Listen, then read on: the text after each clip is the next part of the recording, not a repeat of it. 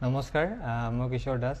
আপোনালোক সকলোৱে জানে যে মই কৰ্কট ৰোগত আক্ৰান্ত হৈ আছোঁ আৰু মই যিহেতু চিকিৎসাৰ কাৰণে বোম্বেত আছিলোঁ, মাজতে গুৱাহাটী গৈছিলোঁ যদিও আকৌ মই বিশেষ কাৰণত বোম্বেত আহিবলগীয়া হ'ল।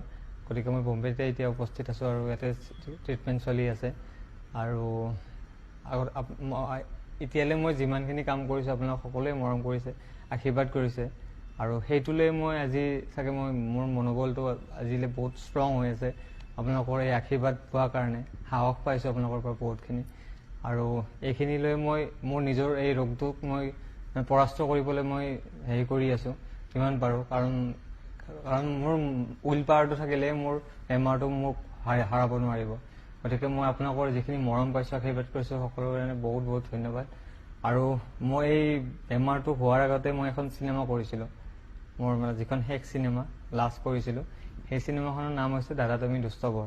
অতি সোনকালে আপোনালোকৰ মাজত আহি আছে আৰু এই চিনেমাখন হৈছে বহুত বেছি হাস্যমধুৰ আৰু ৰোমেণ্টিক হয়। বহুত ভাল পাব আপোনালোকে। মোৰ দৃঢ় বিশ্বাস এইখন চিনেমা চাই আপোনালোক সকলোৱে ভাল পাব আৰু পেচা বাচুল বুলিয়ে ক'ব লাগিব আপোনালোকে যদি চায়। গতিকে সকলোৱে চাব। মোৰ বহুত আশাবাদী চিনেমাখনক লৈ আৰু আপোনালোকে মৰম কৰিব, আশীৰ্বাদ কৰিব, যাতে অনাগত দিনত মই আকৌ নিজৰ কৰ্মস্থানত গৈ আপোনালোকক মনোৰঞ্জন দি যাবলৈ মই সক্ষম হওঁ।